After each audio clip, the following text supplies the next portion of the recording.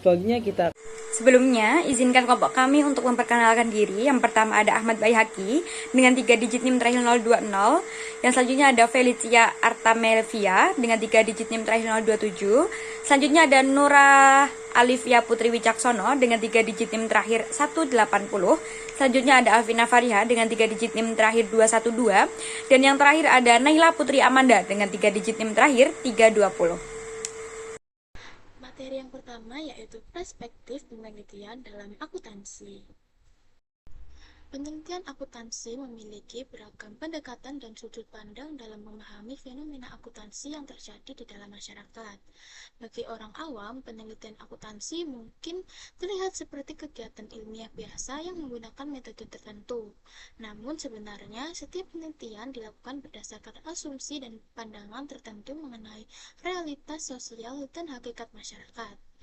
Menurut kerangka yang dikembangkan oleh Burrell dan Morgan, pendekatan dalam penelitian sosial termasuk penelitian akuntansi dapat dibedakan menjadi beberapa perspektif utama. Perspektif tersebut digunakan untuk memahami bagaimana peneliti melihat realitas sosial, bagaimana pengetahuan diperoleh, serta bagaimana metode penelitian digunakan untuk menjelaskan fenomena akuntansi. Yang pertama yaitu kerangka kerja Burrell dan Morgan. Dalam penelitian akuntansi terdapat berbagai cara pandang yang digunakan peneliti untuk memahami fenomena akuntansi dalam masyarakat. Burrell dan Morgan mengembangkan suatu kerangka kerja untuk mengelompokkan pendekatan penelitian dalam ilmu sosial. Kerangka ini membantu menjelaskan bagaimana peneliti memandang realitas sosial, pengetahuan diperoleh, serta bagaimana masyarakat dipahami. Kerangka tersebut didasarkan pada dua dimensi utama, yaitu hakikat ilmu sosial dan hakikat masyarakat. Dimensi yang pertama yaitu hakikat ilmu sosial. Hakikat ilmu sosial berkaitan dengan asumsi dasar tentang realitas sosial serta cara memperoleh pengetahuan. Dalam dimensi ini terdapat beberapa perdebatan utama, yaitu yang pertama, nominalisme dan realisme. Nominalisme menganggap realitas sosial terbentuk dari konsep atau istilah yang dibuat manusia, sedangkan realisme memandang bahwa realitas sosial benar-benar ada secara objektif yang dapat diamati. Lalu yang kedua yaitu positifme dan antipositifme. Berkaitan dengan cara memperoleh pengetahuan, positifme menekankan penggunaan metode ilmiah, observasi, dan pengukuran yang objektif. Sedangkan antipositifme lebih menekankan pemahaman makna sosial serta interpretasi terhadap tindakan manusia. Selanjutnya yaitu voluntarisme dan determinisme, menjelaskan hubungan antara manusia dan lingkungan. Voluntarisme memandang bahwa manusia memiliki kebebasan dalam menentukan tindakan, sedangkan determinisme berpendapat bahwa perilaku manusia dipengaruhi oleh struktur sosial atau lingkungan. Yang terakhir yaitu pendekatan ideografis dan nomotetis. Berkaitan dengan metode penelitian, pendekatan ideografis berfokus pada pemahaman mendalam terhadap suatu fenomena secara khusus, sedangkan pendekatan nomotetis berusaha menemukan pola atau hukum umum melalui pengukuran dan pengujian hipotesis. Lalu, dimensi yang kedua yaitu hakikat masyarakat. Dimensi kedua berkaitan dengan bagaimana peneliti memandang struktur dan dinamika masyarakat. Pertama yaitu pendekatan regulasi dan pendekatan perubahan radikal. Selanjutnya yaitu kerangka kerja untuk analisis penelitian. Morgan juga mengembangkan kerangka kerja untuk memahami paradigma penelitian dalam ilmu sosial. Kerangka ini menjelaskan bagaimana peneliti melihat dan menganalisis fenomena penelitian melalui beberapa pendekatan. Pertama yaitu paradigma. Paradigma merupakan kerangka berpikir atau cara pandang yang digunakan peneliti dalam memahami suatu fenomena penelitian. Yang kedua yaitu metafora. Metafora menggambarkan cara peneliti menjelaskan atau mengilustrasikan fenomena sosial agar lebih mudah dipahami. Lalu yang terakhir yaitu analisis perilaku pemecahan teka-teki, menunjukkan cara peneliti memecahkan permasalahan penelitian berdasarkan paradigma atau kerangka berpikir yang digunakan. Selanjutnya yaitu perspektif yang kedua, adalah pandangan fungsional dalam akuntansi. Perspektif fungsionalis berfokus pada penjelasan keteraturan sosial dan bagaimana akuntansi berfungsi dalam menjaga keseimbangan sistem ekonomi dan organisasi. Pandangan ini memandang fenomena akuntansi sebagai bagian dari dunia nyata yang dapat diamati dan dianalisis secara ilmiah. Oleh karena itu, penelitian dalam perspektif ini biasanya menggunakan metode ilmiah, pengukuran, dan analisis empiris untuk menjelaskan hubungan sebab akibat dalam praktik akuntansi. Yang ketiga yaitu pandangan interpretatif dalam akuntansi. Perspektif interpretatif menekankan bahwa akuntansi tidak hanya berkaitan dengan angka, tetapi juga berkaitan dengan makna sosial yang dibangun oleh manusia. Dalam pendekatan ini, peneliti berusaha memahami bagaimana individu dalam organisasi memberikan makna terhadap praktik akuntansi. Perspektif ini didasarkan pada beberapa asumsi, yaitu yang pertama, kepercayaan terhadap pengetahuan yang diperoleh melalui pemahaman sosial. Yang kedua, keyakinan bahwa realitas sosial bersifat subjektif dan dibentuk oleh interaksi manusia. Lalu yang terakhir yaitu adanya hubungan erat antara teori dan praktik dalam memahami fenomena akuntansi. Yang keempat yaitu pandangan humanis radikal dalam akuntansi. Perspektif humanis radikal menekankan pada kritik terhadap sistem sosial yang ada serta upaya untuk memahami bagaimana akuntansi dapat memengaruhi kesadaran manusia. Pendekatan ini melihat bahwa sistem akuntansi dapat membentuk cara berpikir individu dan dapat berperan dalam mempertahankan struktur sosial tertentu. Oleh karena itu, penelitian dalam perspektif ini sering berfokus pada perubahan sosial dan pembebasan manusia dari struktur yang dianggap membatasi kebebasan individu. Lalu yang terakhir yaitu pandangan strukturalis radikal dalam akuntansi. Perspektif strukturalis radikal menekankan bahwa masyarakat dipenuhi oleh konflik kepentingan dan ketimbangan kekuasaan.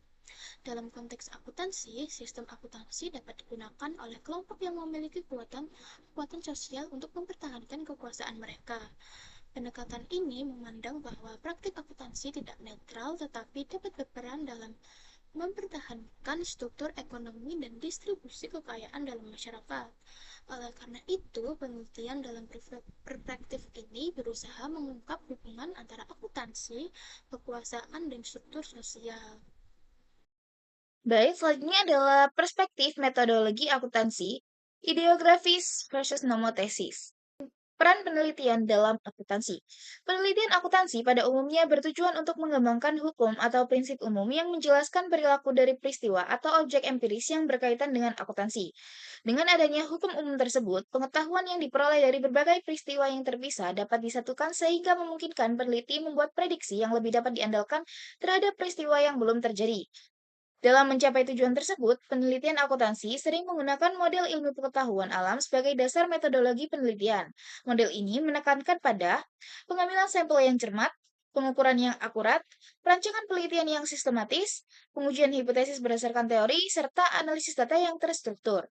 Namun, penggunaan model ilmu alam dalam ilmu sosial, termasuk akuntansi, menimbulkan perdebatan metodologis yang dikenal sebagai perdebatan antara pendekatan ideografis dan nomotesis. Perdebatan ideografis dan nomotesis. Perdebatan ini telah berlangsung lama dalam ilmu sosial dan sering juga disebut sebagai penelitian kualitatif dan kuantitatif. Penyelidikan dari dalam atau inside view dan penyelidikan dari luar atau outside view. Perbedaan antara kedua pendekatan tersebut berasal dari perbedaan asumsi dasar dalam ilmu sosial, terutama berkaitan dengan cara memahami realitas sosial dan perilaku manusia. Adapun pendekatan ideografis menekankan pemahaman mendalam terhadap fenomena tertentu dalam konteks yang spesifik. Pendekatan ini berusaha memahami keunikan suatu situasi atau organisasi secara detail. Ciri utama pendekatan ideografis antara lain berfokus pada kasus atau situasi tertentu, menekankan pemahaman konteks sosial dan organisasi, menggunakan metode kualitatif seperti observasi dan studi kasus, dan berusaha memperoleh pengetahuan praktis tentang bagaimana bertindak dalam situasi tertentu. Lalu selanjutnya yaitu pendekatan nomotesis. Pendekatan nomotesis berfokus pada pengembangan hukum atau teori umum yang berlaku secara luas. Tujuannya adalah menemukan pola hubungan antar variabel yang dapat digeneralisasi. Ciri utama dari pendekatan nomotesis meliputi menggunakan banyak sampel penelitian, menggunakan metode kuantitatif dan analisis statistik, berusaha menemukan hubungan umum antar variabel, mengembangkan teori yang berlaku secara universal. Dalam praktik penelitian akuntansi, pendekatan nomotesis selama ini lebih dominan karena dianggap memiliki ketelitian metodologis yang tinggi serta menghasilkan generalisasi yang luas. Selanjutnya yaitu kritik terhadap pendekatan nomotesis. Penggunaan model ilmu alam dalam penelitian organisasi dan akuntansi mendapat beberapa kritik. Orlando Behling mengemukakan 5 masalah utama dari penerapan pendekatan tersebut dalam penelitian sosial. Yang pertama, keunikan organisasi dan individu. Setiap organisasi dan individu memiliki karakteristik yang berbeda sehingga sulit membangun hukum umum yang benar-benar universal. Yang kedua, fenomena sosial bersifat dinamis. Fakta sosial dan hukum yang mengaturnya dapat berubah seiring waktu, sehingga sulit dijelaskan dengan model yang statis. Yang ketiga, kesadaran subjek penelitian. Individu yang menjadi objek penelitian dapat mengubah perilakunya ketika mengetahui bahwa mereka sedang diteliti. Yang keempat, distorsi akibat manipulasi variabel penelitian. Pengendalian variabel dalam penelitian organisasi dapat mengubah fenomena yang sebenarnya terjadi di dunia nyata. Yang kelima, perbedaan cara memperoleh pengetahuan. Pendekatan ilmu alam tidak selalu mampu menjelaskan seluruh aspek pengetahuan yang berkaitan dengan perilaku manusia dan organisasi. Selanjutnya adalah pengembangan metode ideografis. Sebagai alternatif terhadap pendekatan nomotesis, pendekatan ideografis mengusulkan penelitian yang lebih mendalam terhadap fenomena organisasi melalui metode seperti studi kasus intensif, pengamatan langsung, serta observasi partisipatif. Metode ini memungkinkan peneliti memahami secara langsung dinamika organisasi dan perilaku individu dalam lingkungan yang nyata. Selanjutnya, metode kualitatif dalam penelitian akuntansi. Beberapa metode kualitatif yang berkembang dalam pendekatan ideografis antara lain, yang pertama ada etnografi, merupakan metode penelitian yang berasal dari antropologi. Metode ini melibatkan keterlibatan langsung peneliti dalam kehidupan organisasi atau kelompok yang diteliti dalam jangka waktu yang lama. Dalam penelitian etnografi, peneliti melakukan observasi langsung terhadap aktivitas organisasi, pencatatan sistematis terhadap perilaku dan interaksi sosial, serta interpretasi terhadap makna dari aktivitas yang diamati. Peneliti juga harus mampu membedakan fakta empiris dengan interpretasi teori, mengamati aktivitas spontan yang terjadi di lapangan, dan mengevaluasi kebenaran informasi yang diperoleh dari informan. Yang kedua yaitu fenomenologi. Fenomenologi berfokus pada pemahaman pengalaman manusia sebagaimana dialami secara langsung dalam kesadaran.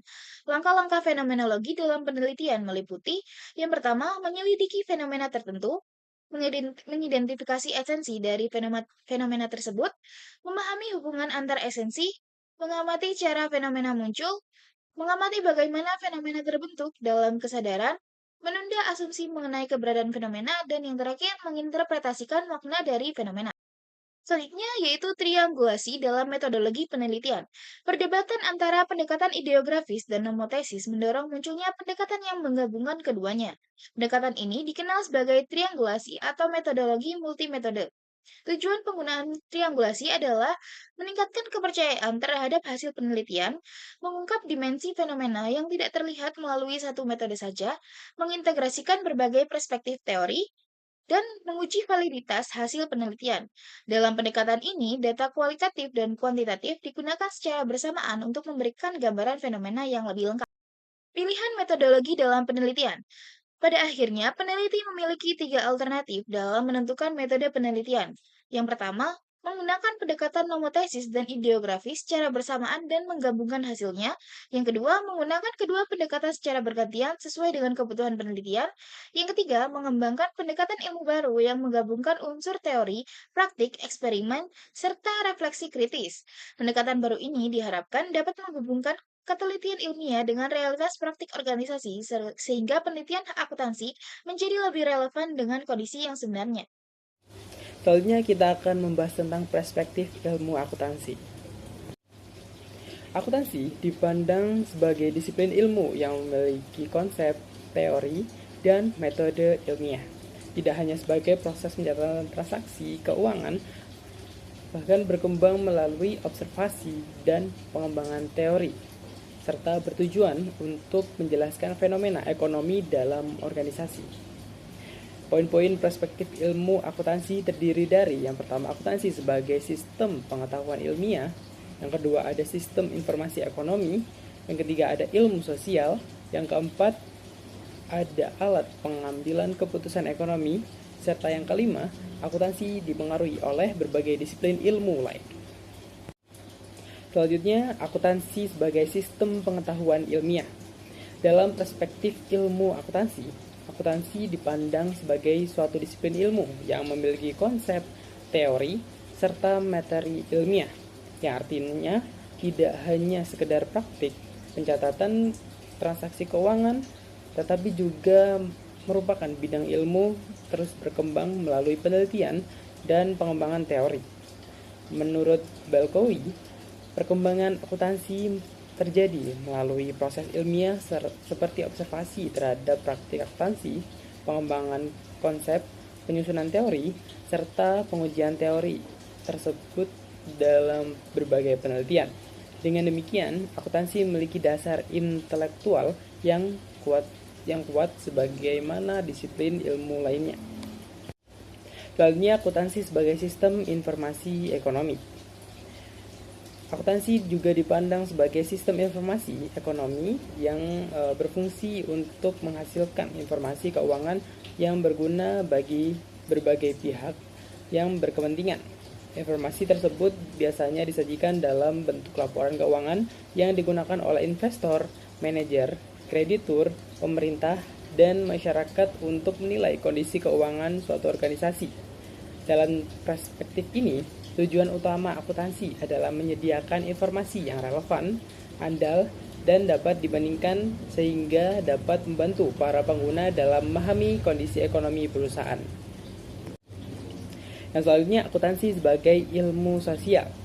Akuntansi juga termasuk dalam kategori ilmu sosial karena praktik dan kebijakan akuntansi dipengaruhi oleh lingkungan sosial, budaya, ekonomi, dan politik. Standar akuntansi yang berlaku di suatu negara seringkali dipengaruhi oleh sistem hukum, struktur ekonomi, serta kebijakan pemerintah. Oleh karena itu, praktik akuntansi dapat berbeda antara satu negara dengan negara lainnya. Perspektif ini menunjukkan bahwa akuntansi tidak sepenuhnya bersifat netral, karena kebijakan akuntansi dapat berdampak pada berbagai kelompok dalam masyarakat. Yang selanjutnya, akuntansi sebagai alat mengambil keputusan ekonomi. Yang mana dalam perspektif ini, informasi akuntansi berfungsi sebagai dasar dalam proses pengambilan keputusan ekonomi. Laporan keuangan digunakan oleh manajemen untuk merencanakan kegiatan perusahaan, oleh investor untuk menilai kelayakan investasi, serta oleh kreditur untuk menentukan kemampuan perusahaan dalam memenuhi kewajibannya. Oleh karena itu, kualitas informasi akuntansi sangat penting karena dapat mempengaruhi keputusan ekonomi yang diambil oleh para pengguna laporan keuangan. Dan yang terakhir adalah akuntansi dipengaruhi oleh berbagai disiplin ilmu lainnya. Perkembangan akuntansi tidak terlepas dari pengaruh berbagai disiplin ilmu lain seperti ekonomi, manajemen, statistika, dan ilmu perilaku. Ilmu ekonomi memberikan dasar dalam memahami konsep nilai dan pengukuran. Sedangkan manajemen membantu dalam penggunaan informasi akuntansi untuk pengambilan keputusan. Selain itu, statistika digunakan dalam analisis data keuangan dan ilmu perilaku membantu memahami bagaimana pengguna laporan keuangan merespon informasi yang dijelaskan. Interaksi dengan berbagai disiplin ilmu ini membantu akuntansi berkembang menjadi bidang ilmu yang lebih komprehensif. Materi selanjutnya yaitu perspektif pada penelitian dalam akuntansi. Perspektif penelitian dalam akuntansi. Penelitian akuntansi memiliki berbagai ragam dan juga pendekatan. Bagi orang awam, penelitian ini mungkin terlihat sulit karena harus memilih topik, metodologi, dan juga jenis analisis. Kenyataannya, seperti ilmu sosial lainnya, penelitian akuntansi dilakukan berdasarkan asumsi-asumsi tentang hakikat ilmu sosial dan masyarakat. Pendekatan penelitian ini dapat dilihat dari berbagai perspektif yang membantu memahami fenomena akuntansi, baik dari sisi keteraturan sosial, interpretasi manusia, perubahan radikal, maupun struktur kekuasaan dalam organisasi. Selanjutnya terdapat kerangka Burrell dan Morgan. Kerangka ini digunakan untuk menganalisis perspektif penelitian dalam ilmu sosial termasuk akuntansi. Kerangka ini membantu peneliti memahami asumsi-asumsi dasar yang memengaruhi cara penelitian dilakukan serta bagaimana fenomena sosial dipahami. Dalam kerangka ini terdapat dua konsep utama. Yang pertama yaitu ada hakikat ilmu sosial. Hakikat ilmu sosial ini menjelaskan bagaimana peneliti memandang realitas sosial dan pengetahuan tentangnya, termasuk hubungan manusia dengan lingkungannya dan juga metode yang digunakan untuk mempelajarinya. Terdapat 4 asumsi utama terkait hakikat ilmu sosial.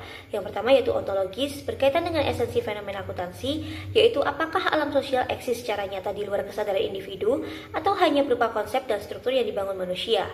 Asumsi ini membantu peneliti menentukan bagaimana mereka memandang realitas sosial dalam penelitian akuntansi. Asumsi yang kedua yaitu ada epistemologi, berkaitan dengan dasar dan hakikat pengetahuan, termasuk perdebatan antara positivisme dan juga anti-positivisme. Fokusnya adalah pada kegunaan hukum atau keteraturan dalam bidang sosial, serta bagaimana pengetahuan tentang fenomena akuntansi dapat diperoleh dan juga divalidasi. Asumsi yang ketiga yaitu sifat manusia, menjelaskan hubungan manusia dengan lingkungan termasuk debat voluntarisme versus determinisme. Hal ini mempertimbangkan apakah aktivitas manusia dipengaruhi oleh kondisi lingkungan atau memiliki kebebasan untuk bertindak yang mempengaruhi interpretasi perilaku akuntansi dalam organisasi. Asumsi yang keempat yaitu metodologi. Hal ini berhubungan dengan metode penelitian untuk memahami alam sosial, termasuk debat ideografis versus nomotetis.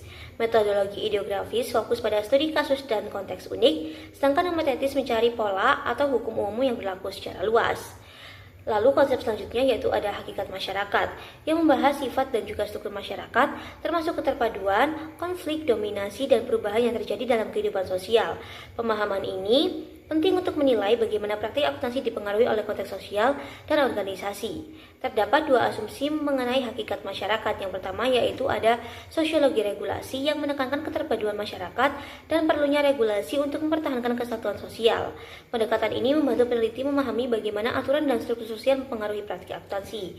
Asumsi yang kedua yaitu sosiologi perubahan radikal yang menekankan konflik struktural, perubahan radikal, dominasi, dan pertentangan dalam masyarakat modern. Pendekatan ini berguna untuk menilai bagaimana kekuasaan, ketidaksetaraan, dan perubahan sosial mempengaruhi organisasi dan juga praktik akuntansi.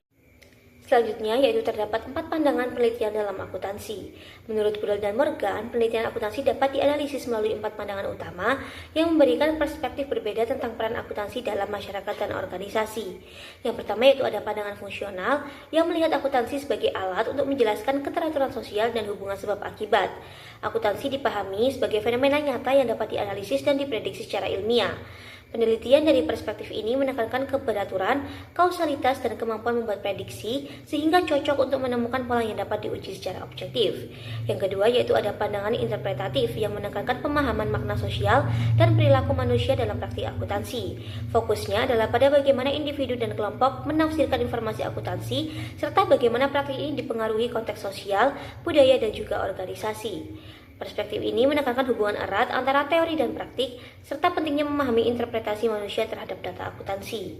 Yang ketiga yaitu ada pandangan humanis radikal yang menyoroti tatanan sosial dan perubahan tradisi dalam organisasi dan masyarakat. Akuntansi dilihat sebagai alat untuk mengungkap ketidaksetaraan, konflik, dan dominasi dalam praktik organisasi. Pendekatan ini menekankan bagaimana akuntansi dapat mempengaruhi transformasi sosial dan menjadi instrumen untuk perubahan. Yang keempat yaitu ada pandangan strukturalis radikal yang menekankan bahwa organisasi dan praktik akuntansi mencerminkan struktur kekuasaan dalam masyarakat. Akuntansi itu tidak netral, melainkan dapat mempertahankan atau menantang distribusi kekuasaan yang ada. Penelitian dari perspektif ini bertujuan mengungkap bagaimana praktik akuntansi dapat mereproduksi atau menantang tatanan sosial yang sudah ada. Selanjutnya, kita akan membahas tentang fondasi intelektual dalam akuntansi. Selanjutnya adalah fondasi intelektual dalam akuntansi.